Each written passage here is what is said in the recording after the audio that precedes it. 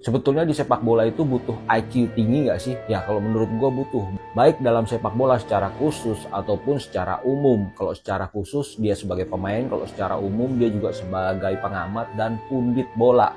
Nah ini dia ciri-ciri orang yang punya kecerdasan dan IQ tinggi. Yang pertama, peka dan empatik. Empatik ini merupakan kecerdasan emosional. Sedangkan kalau pemahaman itu kecerdasannya berhubungan dengan kognitif. Gampangnya begini, empatik itu di sini, kognitif itu di sini. Nah, kalau ada orang yang sudah dipecat, kemudian dia terus mempermalukan di depan umum, apakah itu empatik? Apakah yang melakukan itu punya kecerdasan dan IQ tinggi? Nah, silahkan dinilai sendiri. Oke, yang kedua, memiliki selera humor yang baik. Jadi biasanya orang cerdas itu bisa berpikir cepat. Jadi kalau ada jokes yang memang agak sulit untuk dicerna, biasanya dia tetap bisa mendapatkan esensi dari jokes itu. Selera humornya bisa dapat dan nyambung. Jangan kayak ini nih. Ini Dokter Farhan kasih joke, dia ambil satu pernyataan di X tanggal 20 Maret kosongkan GBK. Nah, kemudian dia dihujat tuh. Katanya ternak STY lah apalah, padahal kalau kita mau berpikir tanggal 20 Maret itu adalah timnas kita bertandang ke Australia. Jadi memang GBK kosong, kan maksudnya jokesnya begitu. Tapi kalau orang nggak cerdas, punya pemikiran pendek, langsung marah.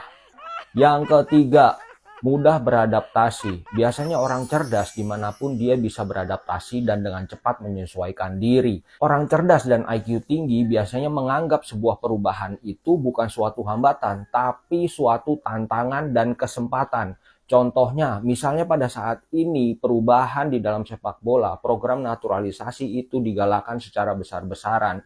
Orang kalau cerdas, IQ-nya tinggi, melihat itu sebagai kesempatan, bukan kendala karir. Kesempatannya apa? Kalau dia bisa bersaing, otomatis level dia akan meningkat. Setelah level dia meningkat, dia bermain dipantau dunia internasional, dia ada kesempatan untuk berkarir di luar negeri. Jadi itulah kalau orang cerdas melihat suatu perubahan itu sebagai sebuah kesempatan. Yang berikutnya, memiliki pola pikir terbuka. Jadi secara pemikiran dia terbuka untuk menerima saran, ide, perubahan, bahkan kritikan. Contohnya, kalau yang kemarin bela-bela Sintayong karena Sintayong merupakan bagian dari tim nasional dan kemudian ada pelatih baru datang dan mensupport pelatih yang baru, itulah pemikiran terbuka. Yang lalu biarlah berlalu, yang baru sudah datang. Nah, kita harus menghargai keputusan yang sudah dibuat oleh PSSI. Itulah pikiran terbukanya. Kita harus mensupport karena semua untuk kepentingan tim nasional.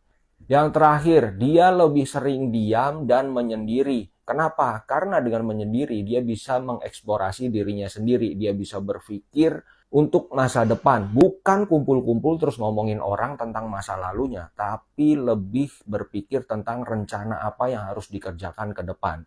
Jadi bisa dilihat ya, yang sekarang ini menikmati waktunya sendiri, dan sekarang ini ada juga yang kumpul-kumpul tapi ngomongin orang, menjelekkan orang, nggak respect sama orang. Nah, itu bisa kelihatan dari kasus yang sedang hangat saat ini.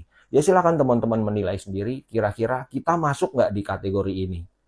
Nomor 1 sampai sekian itu apakah kita punya? Nah, kalau punya berarti Anda cerdas dan punya IQ yang tinggi.